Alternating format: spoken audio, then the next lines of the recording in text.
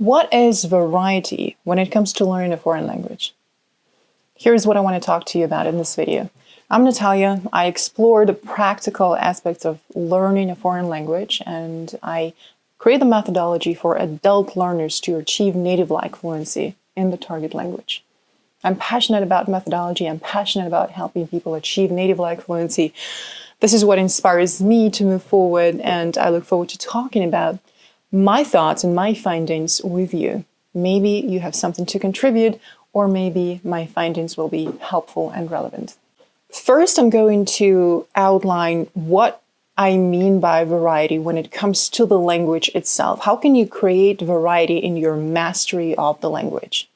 Then I'm going to talk about the variety of skills required to create that variety in the language. And then I'm going to talk about practice and how you can vary your practice, how you can introduce a lot of novelty and a lot of variety in your everyday practice routine. I hope this is obvious, but I feel I still need to say it. If there is any aspect of your life that you want to improve, you want to start a practice routine. Let's say you notice that you keep interrupting people. You want to start a practice routine of being more conscious of how fast you speak, of when you speak, and of whether you actually take pauses to speak. You want to start the practice of listening to other people more than preparing what you have to say. Unless you start doing it every time you have a conversation with somebody, you're not going to learn to stop interrupting people, and you're not going to learn to have more enjoyable conversation. One more example. You might be having bad eating habits. If you want to improve your relationships with food and your eating habits, you might want to start the practice routine of being more attentive to what you eat, of asking yourself questions such as, what is good for me? How does this food make me feel? How many times a day do I actually need to eat? What is hunger? What does it feel like? You want to start the practice of improving your eating habits. Whatever aspect of your life you want to improve, you need to start paying deliberate attention to that aspect of your life. The same applies to English.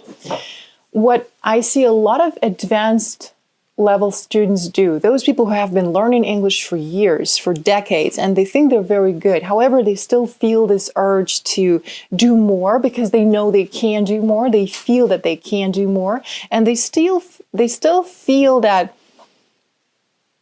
they can do better. They still feel that they don't have this absolute freedom of expressing themselves. They might be struggling when it comes to writing. They might be struggling to communicate their ideas with confidence. They might be struggling with keeping up with other people because their pace is just slower. They might be struggling to explain complex ideas that are so easy to explain in their first language. And let's say if you're a professional coach, if you are a professional HR manager, and you talk to people all day long, or you educate people in your first language, and you want to achieve the same level of professionalism when you work with English-speaking clients, or those clients who don't understand any other language, you might be feeling that you're not competent enough to do this job. Even if your English skills are very strong and very good, we all might have different limitations, but these limitations drive us to continue learning. And I am interested in the science of learning. I love it. I explore it. I practice it. I teach it. I write about it. And this is why I think it's so important to talk about it in simple language, in plain English. So when you notice that something needs work, something needs more work when it comes to your English skills, you want to start a practice routine. Well, at least this is how I want to structure my practice routine. I want my practice routine to be deliberate because I want to give it my deliberate, conscious attention. I want it to be well structured so that I don't find myself doing a lot of random things that are not taking me any closer to the desired outcome. I want it to be sustainable. And I've already said it so many times, but I believe that the most important ingredient here is joy. It can only be sustainable over time if it brings you a lot of joy to do it every single day. If you look forward to doing this every day or every other day, whatever your practice routine looks like. And I want it to be creative. It's a very important element for me, and I believe that all advanced learners need to learn to create, because this is what keeps inspiring us. That you can still create something, and you don't need to create or invent something that people are going to appreciate so much that you're going to get a Nobel Prize or something. It's not about inventing something new. It's not about creating something that didn't exist before. It's about creating your own life. It's about creating your own skill set. It's about creating your own perception. It's like, uncovering layer after layer of what you're actually capable of. It's living into your full potential, and you create your own cognitive skills as you practice. There are people who love variety. I'm one of those people. They need variety everywhere when it comes to jewelry, when it comes to food, like I can't eat the same food every single day. When it comes to working out, they need variety. However, there are people like myself, for example, who love variety and consistency. It needs to be consistent. My routine needs to be consistent, but it needs to vary. And there are people who say they hate variety.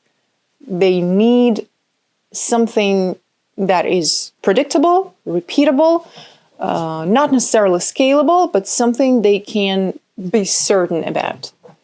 And trust me, both categories, these people and those people, they all appreciate variety. Why is variety important? Because it helps us experience joy and surprise and curiosity. There is no such thing as variety without surprise, without the element of surprise. And there is no joy without this element of surprise. And there is no creativity without joy and the element of surprise. Because what is creativity? When you create something, you probably connect something that no one has connected before. You connect the dots that no one managed to connect before. You see something in similarly familiar context, but you see something new. Maybe you have seen it a million times before, but only today you see that thing. That aha moment comes only now when you are finally able to connect the dots and understand what this context even means.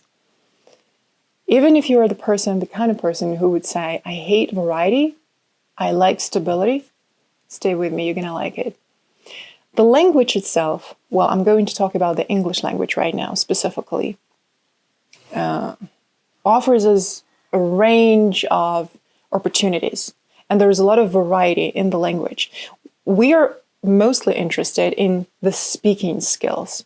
And to be honest, most adult learners that I know and whose ambition it is to achieve native-like fluency are mostly interested in developing their spontaneous speaking skills. Don't get me wrong, there's nothing wrong about preparing a presentation and about learning to deliver a prepared speech. However, spontaneous speaking skills are way more interesting for many people, and they're way more difficult to learn. When we deliver a message spontaneously, like I'm doing right now, I don't have a script in front of me, it's important that there is variety in our speech, vocal variety. The elements of this vocal variety are emphasis, melody, pitch, intonation, volume, even accent, pace as well. So I might choose to speak slower, or I might choose to pick up the pace and, let's say something like a tongue twister. I might choose to speak very fast. I might go up and increase my volume, or suddenly I might choose to say something so that you can barely hear me. I might also choose to emphasize every single word of what I'm saying. And I might choose to talk about something that probably is even irrelevant to you without pausing at all. You see, this is variety.